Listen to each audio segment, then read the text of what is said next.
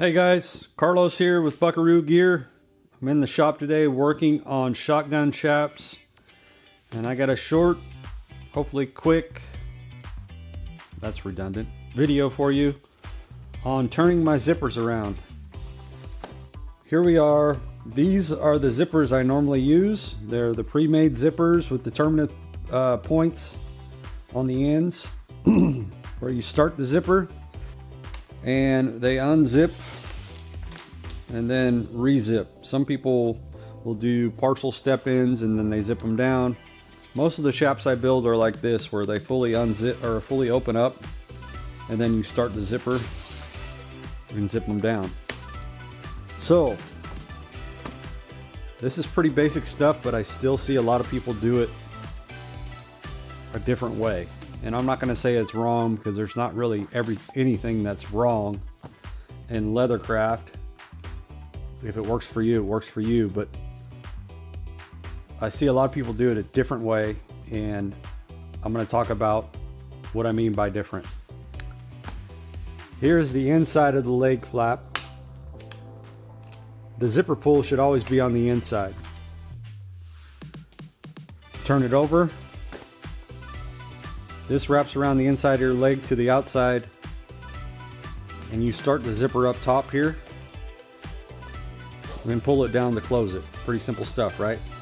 Normally there'll be a thong that's blood knotted onto here, so you have something to hold on to rather than just this tab. But we're just working on this right now, trying to get these done. So I see a lot of people, well, I can't say I see a lot of people, but I have seen in the past where people end up taking this, because guess what? When I put it on the opposite leg, the zipper pull ends up upside down. And some people will take this and put it on the outside of this leg, so the zipper pull is right side out, which to me is quote unquote wrong. So what I'm going to talk about today is just how I turn this around. It's really easy. It's really simple. So here you can see this is wrong side up. It needs to be like this. Hopefully I explained that right. And the way I construct my shotguns is I take a 38-inch zipper. Most times it's 38-inch. I sew it all the way down to the ends.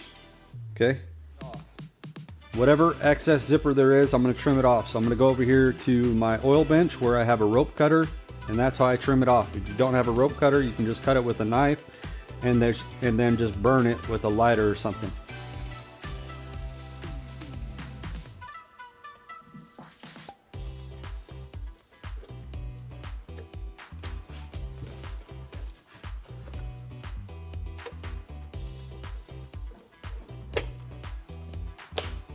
Okay, I got my ends trimmed off. We're going to save these, put these aside for now.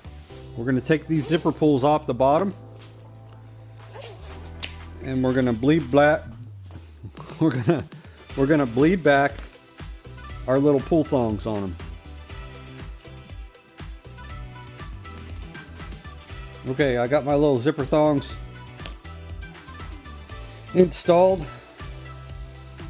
For years I put them on like this. I have put them on where I lace them through this hole, because these tabs break eventually after a lot of use. Usually after this breaks, I find that the zipper's pretty well worn out, or this part, because a lot of people don't understand that this has a locking cam in it, and this part is wore out, the actual zipper slide starter.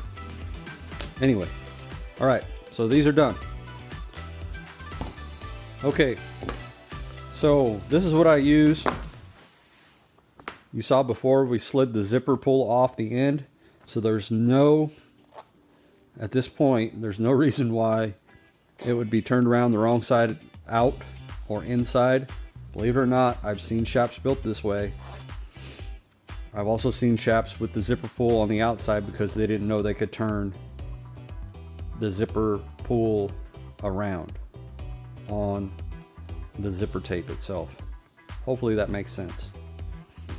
These are the tools I use to do this. Just a pair of lineman's pliers, This is how I've done it since day one. And these are, I think these are called dikes, like a wire cutter dike. They kind of look like a hoof trimmer, but this is what I use. So basically what you got to do is, don't forget to do this, and I have plenty of times. Slide your zipper pull on, okay? And I take the bottom 3 teeth off. Just get in there with these and try to get underneath the tooth. This takes a little practice. You can use a smaller pair if you got them. So I got the teeth off. These are just little, the way they put these teeth on is they just crimp around this strip of nylon right here. So I got the 3 off. Then notice I took what I trimmed and saved it so that I can use this little zipper stop or zipper clamp, whatever you want to call it.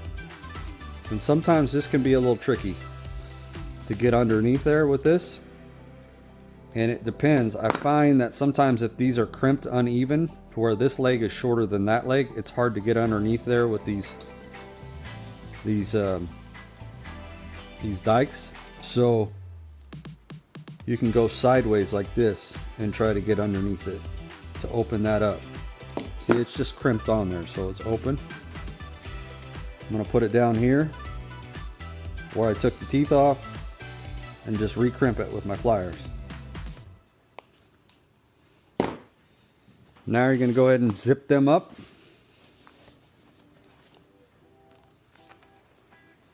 And the way my pattern is, my inside zipper is always shorter than my outside zipper. So I'm gonna run the zipper down till it stops. Hold my fingers on there for a place marker. And then I'm gonna take these 2 teeth off and put another zipper stop crimp on there.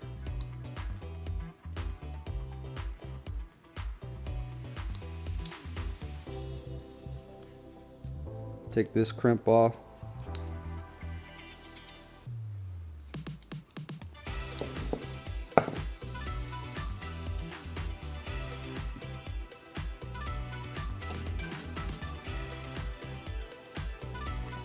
There you go. That's it. That's all there is to it. Turning your zippers around.